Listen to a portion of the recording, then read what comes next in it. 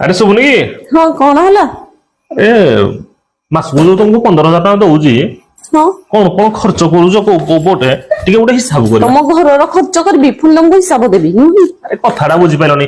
ବର୍ଷକୁ ଥରେ ଯଦି ଆମେ ଅଡିଟ୍ କି ନ ଆଣିବା ଜିନିଷଟାକୁ ଆମେ କେମିତି ସଂସାର ଚଲେଇବା କହିଲ? ଆରେ ଗୋଟେ ହିସାବ ଖାଲି ହବ। ହଉ ଠିକ ଅଛି। 15,000 ଟା ହିସାବ ଖାଲି ହବ। ହଁ ରାସନ ଜିନିଷ 4,000, 4,000, ଇଲେକ୍ଟ୍ରିକ ବିଲ୍ 1,500, ହଁ 1,500, ଗ୍ୟାସ ବିଲ୍ 1,200, 1,200, ପୁଅର ସ୍କୁଲ ଫିସ୍ 1,800, 1,800, ଆଉ 500 ହଉଛି star bill. Star bill 500, total ହେଇଗଲା 10,000 ଟଙ୍କା ହେଇଗଲା। ଆଉ 5,000 ଟଙ୍କା ଆଉ 5,000 କଣ? ତମ ଘରେ କିଛି ଅନ୍ୟାନ୍ୟ ଖର୍ଚ୍ଚ ହଉନି? କୁଣିଆ ବନ୍ଧୁବାନ୍ଧବ ନାହିଁ କିଛି ନାହିଁ? ପୁଣି ଆମ ଘର ସବୁଦିନ ଆଉଛନ୍ତି କି? ଯାହେଲେ ତ କିଛି ବଞ୍ଚୁଥିବ ନା। ଶୁଣ ମୁଁ ଜାଣିଛି ସ୍ତ୍ରୀଟା ହଉଛି ଘରର ଲକ୍ଷ୍ମୀ। ନିହାତି ତମ ହାତରେ ଯେମିତି ହେଲେ তুমি 2 ପଇସା ବଞ୍ଚେଇକି ରଖିଥିବ। ଗୋଟେ ଆଣୁଛେ ଗଣିଦବା ଗୋଟେ ହିସାବକୁ ରହିବ। ବୁଝିପାରିଲ ନା? ଦେଖ ଦେଖ ଯ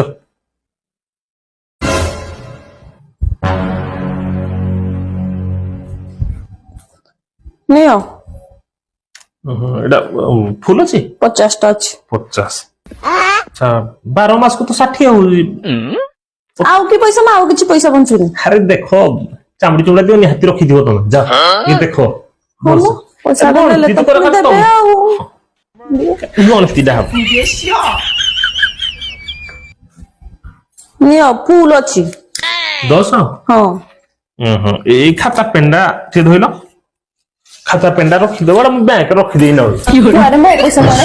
ମୁଇଁ ପଇସା କହୁଛି ମୋ ଆକାଉଣ୍ଟରେ ଟଙ୍କାଟା ନାହିଁ ନା ଇଏ 60,000 ଘରେ ଧରିକିନି ଅଗରେ କରିକିନି ବଇଛି।